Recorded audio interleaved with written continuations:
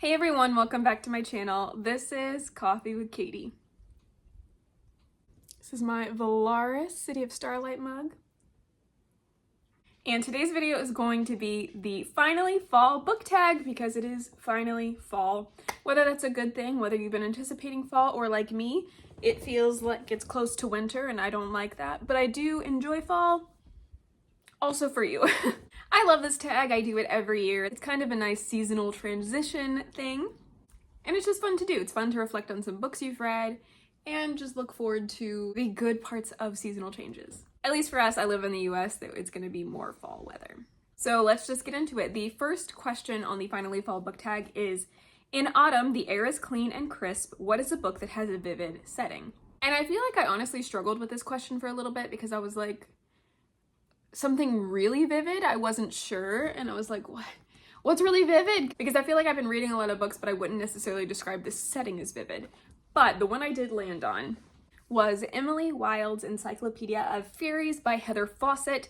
I chose this one because even though the book cover seems very springy, and that's kind of how I thought the book was gonna be, she ends up going into a remote, kind of Nordic type of a land, and it's very, very cold and snowy a lot of the time. I think there's different seasons when she's there, but for a lot of it, it's very snowy, but I did think the setting was very vivid for that. It talks a lot about having to chop wood for the fire and eating like pastries and hot drinks and her walking in the snow and getting trapped in the snow and stuff like that. So while the setting wasn't what I thought it was going to be, I do think the setting was very vivid and very cozy because it's very like snowy and cold and maybe even a little bit dangerous and snowy and cold, but I do think the setting on this was really good, as well as the plot, the characters, all of that. I did really, really love this book. So definitely this one. Question 2 is, nature is beautiful, but it's also dying. Name a book that is written beautifully, but also deals with a heavy topic like death or grief. And for this one, I went with the book The Devil of Dublin by B.B. Easton. This is it's described as a Irish mafia dark romance. I don't think that's necessarily a good description of it, but it is set in Ireland. And one of the things that this book really delves into is that one of the main characters, there's like two main characters that were friends when they were children, and one of them has traumatic past as well, but the other main character is a lot more, Kellen, his is a lot more dark and traumatic, and this talks about child abuse, this talks about physical abuse, sexual abuse, it talks about the home for young mothers that was in Ireland that was like run by the Catholic Church when it was really abusive, and would like take these young women in, abuse them, have them give birth, basically. They usually were sent there because they were pregnant, but it was usually as a result of abuse. And they would have the baby with zero help. They would like lock them in a room and be like, hope you make it. And then they would take their child away from them and like put it up for adoption. So they would never see their child potentially again unless they could somehow reunite, which was difficult. And as that sounds, that's a pretty heavy topic, but then there is also this like element of, because of his traumatic past, he got involved in basically a gang, and he has to do bad things to survive, and he kind of wants to get out of that, but then there's like remnants of, you can't really escape that life all the way when people are after you. So there's a lot of like heavy things that are talked about in this book, but while this isn't a genre or anything that I usually pick up, this book I ended up really liking. So this one, even though it is beautifully written, and it also has like a lot of elements of, especially in the beginning when they're both children, talking about Irish folklore and stuff like that. She thinks he's a fairy, and it's just cute. I really liked that. I will say this isn't for everyone, and you should check like trigger warnings if that's something that will upset you. So this one for sure, really liked it. Question 3 is, autumn is back to school time. Name a nonfiction book that taught you something new. I don't read a lot of nonfiction usually. However, this year I have been reading some. And one of the books that I've been meaning to pick up for quite a while now, and I just haven't, was Tom Felton's book, his little memoir called Beyond the Wand, Growing Up Wizard. And I actually really, really liked it. Not only is it, I listened to it on audiobook, so not only is it narrated by Tom Felton, which is great. I love his voice. It was interesting. I am usually not a memoir autobiography type of a person, especially for celebrities, but this one was very intriguing to me and I was very curious about it. And I liked the insight that he was able to give me on like that world and that life. And shockingly, he explained that he had like way more of a normal experience growing up than some of his other co-stars even. So that was really interesting. But anyway, I don't know if I necessarily learned anything new in this book, but one thing he did talk about that he was able to put words to was an experience that I have had personally, and I think many people, if not everyone, has had as well. He was able to describe it in a way that I've never been able to. I've never been able to put words into that emotion and that feeling and that experience, and he was able to. So I thought that was really cool. So maybe that.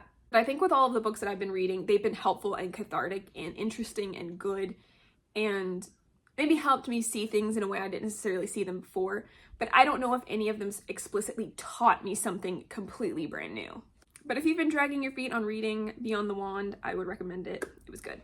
Then question 4, in order to keep warm, it's important to spend time with people you love. Who is a fictional family, household, or friendship group you would like to be a part of? I think I said a lot of fantasy answers last time for this, but I was trying to keep it in at least into some books that I've read this year. And I was trying to think of a friend group I would want to be a part of.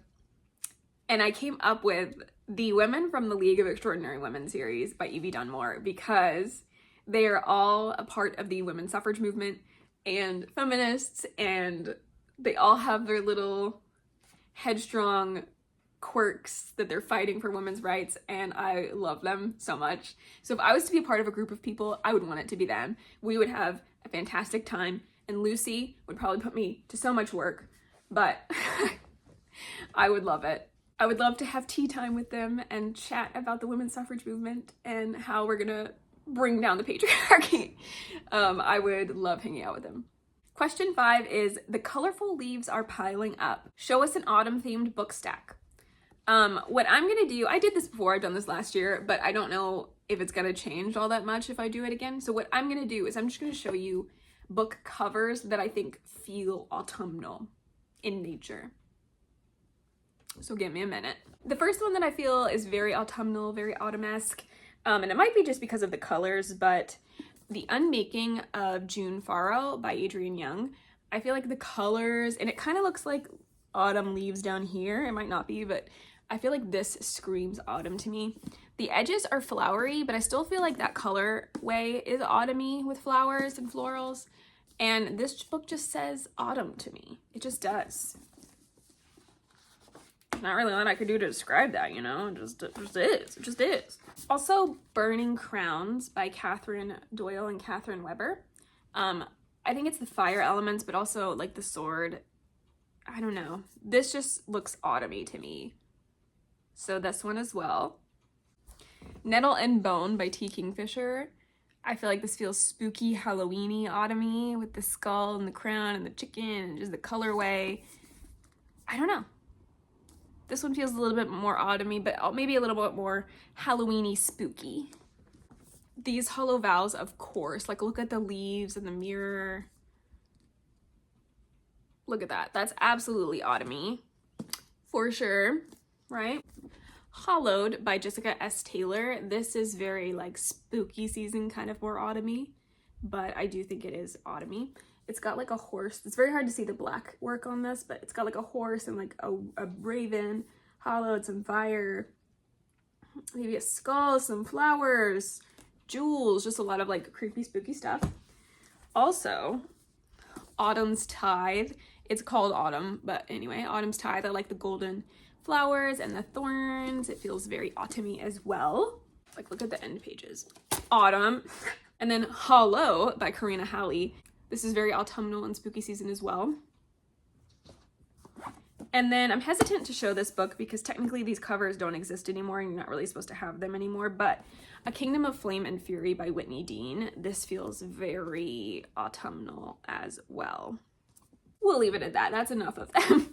I absolutely would have put up an Enchantment of Ravens, but I got rid of my paperback copy because I have the Fairy Loot edition, and the Fairy Loot edition isn't as autumny.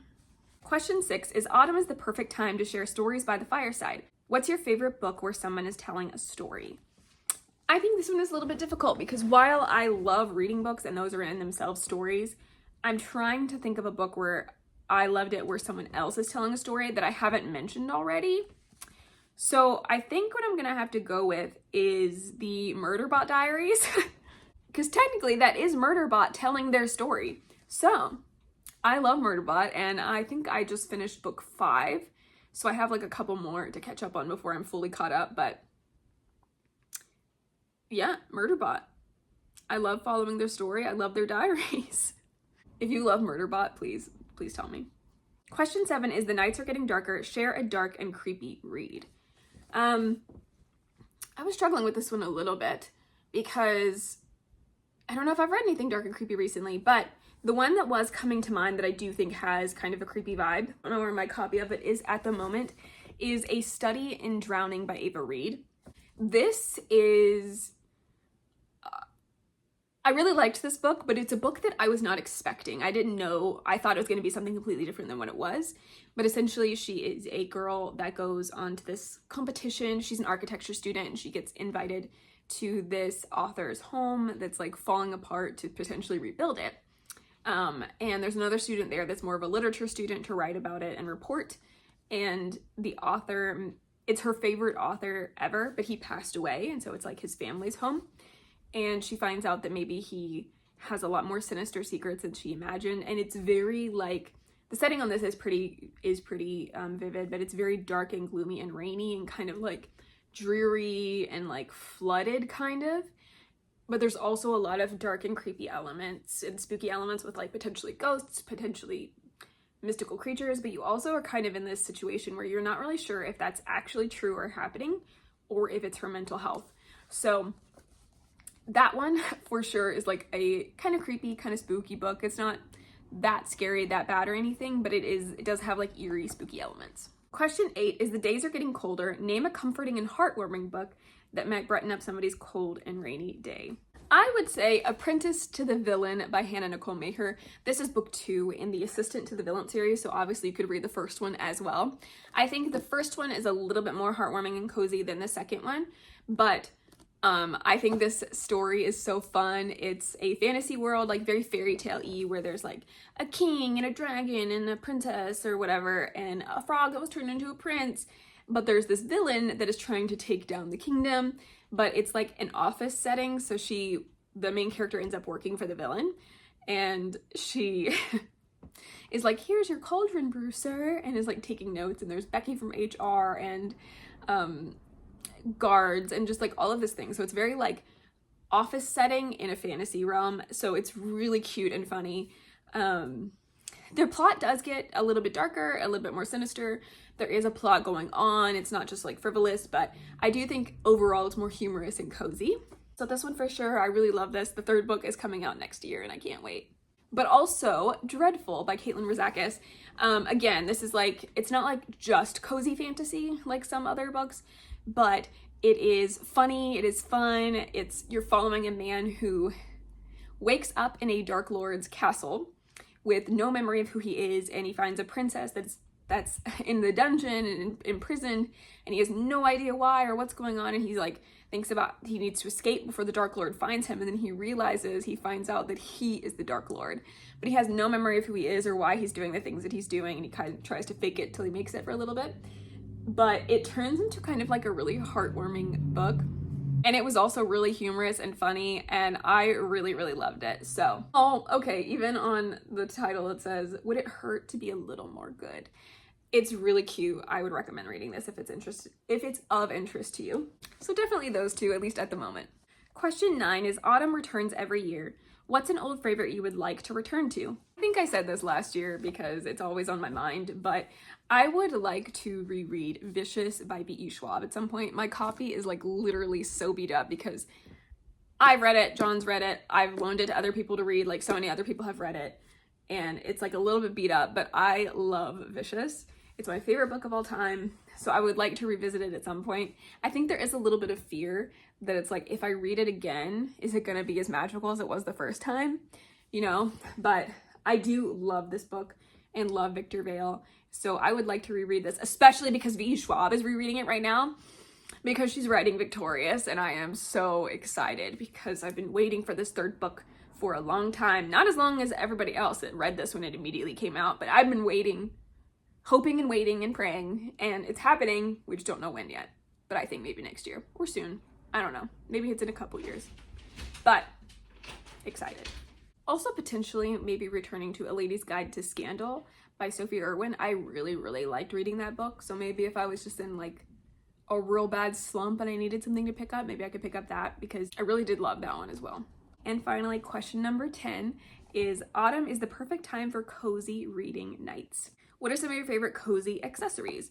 There's nothing that I have to have, but some of my favorite cozy accessories are a blanket, a cup of tea, of hot tea or hot coffee, hoodies, sweatpants, a candle, just like very cozy ambiance things where I am cozy, I am warm, I am comfortable, I am cozy.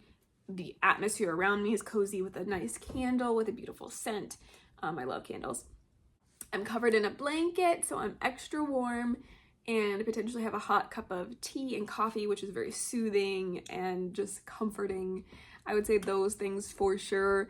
I love them very much. If I could live in sweatpants and stuff, I think I would. Except when I go outside in like the summer. Then I don't want them. Every other time inside I do. But those are definitely like the cozy accessories I would pick for reading. Well, those are all of the questions to the Finally Fall book tag. I hope you have enjoyed this. If you want to answer these questions, I would love to know your answers to them if you want to leave them in the comments down below. Or if you want to leave a comment of fall leaves or something autumnal to celebrate the beginning of autumn. But for now, that is it for today's video. Please like this video if you liked it, subscribe if you want to, and I will see you next time. Stay safe and caffeinated. Bye.